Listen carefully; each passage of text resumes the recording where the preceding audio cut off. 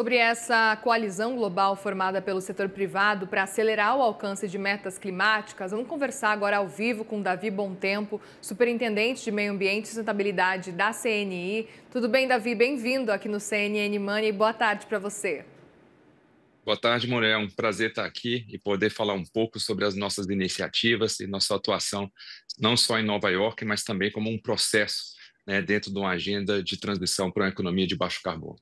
Eu queria muito entender um pouco mais sobre quais foram as prioridades que vocês entregaram, olhando já para esse cenário de conseguir atingir as metas climáticas.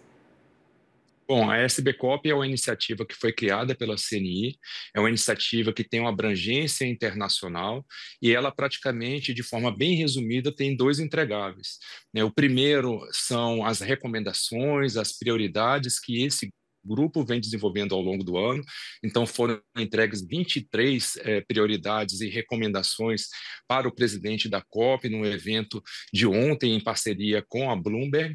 A ideia é a gente tratar daqueles temas mais importantes que vão fazer e contribuir para a transição para baixo carbono, como transição energética, bioeconomia, economia circular, finanças sustentáveis, toda a parte de green skills, ou seja, como preparar a mão de obra, como qualificar essa mão de obra para receber essa nova economia, além de temas também como cidades sustentáveis e sistemas alimentares que vão compor todo um conjunto de prioridades e recomendações da SBCOP.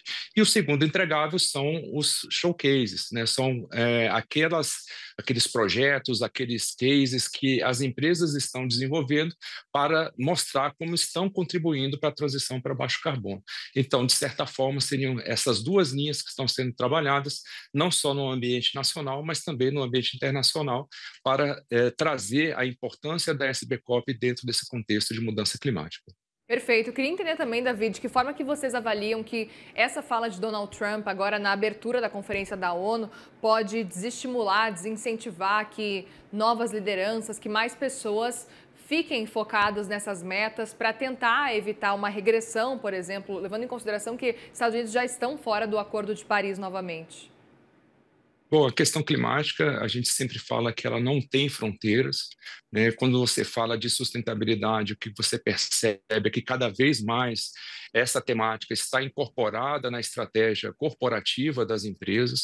Então, não é uma agenda que ela traz somente impactos nas vertentes da sustentabilidade, mas também passa a ser uma agenda de competitividade e dessa forma você tem mais acesso a mercado, você gera mais renda, você gera mais emprego e acaba gerando também mais desenvolvimento.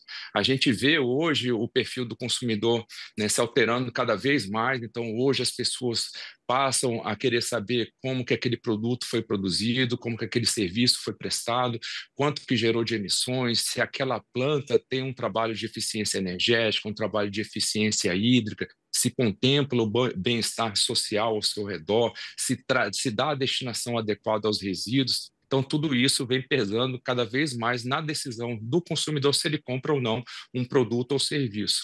Além disso, a gente tem toda a parte de regulação internacional e nacional, né, várias padronizações saindo também para que as empresas estejam em conformidade. Você tem todo um trabalho também de contemplar, né, esse ambiente para que você tenha acesso a mercados. Enfim, acho que é um conjunto de variáveis que, atendidas, vão dar muito mais competitividade às empresas brasileiras no contexto internacional.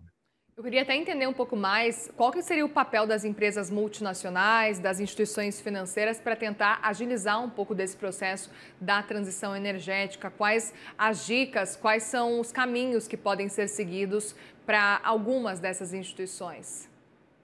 Bom, hoje, quando a gente olha para o cenário nacional, né, a gente percebe que o Brasil ele tem uma grande atratividade. Ou seja, temos aí uma matriz energética e elétrica bastante limpa, somos o segundo maior produtor de biocombustíveis, temos grande parte da biodiversidade global, 20%, 15% só na Amazônia, temos grande quantidade de água disponível, enfim, são vantagens que o Brasil tem que, de certa forma, se a gente conseguir transformar em competitividade, a gente vai se posicionar da melhor forma, né, no ambiente global.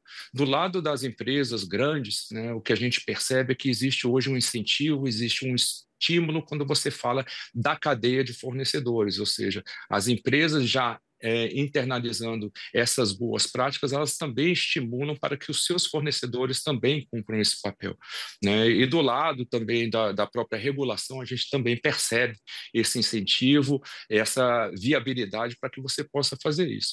E quando a gente pensa em fazer uma transição para baixo carbono, a gente sabe que fazer essa transição custa e custa caro. Por isso a importância da gente ter financiamentos competitivos para que a gente estimule essas empresas, né, as grandes, médias, pequenas e também micros, a fazer essa transição de uma forma mais segura, de uma forma mais justa, né, para que a gente possa aí caminhar para uma economia cada vez de menos carbono. Pois é, e aí falando sobre justiça, eu queria justamente entender de que forma que vocês entendem que seria o caminho ideal para fazer uma transição justa, levando em consideração todas as desigualdades sociais, regionais que existem aqui no nosso país, mas que para que seja possível realmente fazer esse movimento, evitando ampliar as desigualdades. A grande questão é quando a gente pensa em transição, né, vem uma pergunta, né, estamos preparados para receber essa nova economia?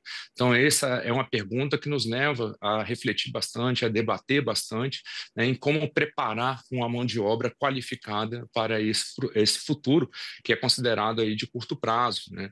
Então, a ideia é que a gente qualifique melhor sempre esses trabalhadores, que a gente faça um trabalho de prospecção para identificar aquelas profissões do futuro, aquelas profissões que vão se destacar nesse ambiente de baixo carbono e, de certa forma, a gente consiga conectar toda a oferta curricular para que a gente possa desenvolver essa mão de obra da melhor forma possível. Muito bem, nós conversamos com Davi Bom Tempo, superintendente de Meio Ambiente e Sustentabilidade da CNI. Obrigada mais uma vez pela conversa e volte sempre aqui no CNN Money. Eu que agradeço e tenham todos aí uma boa tarde. Obrigada, uma boa tarde.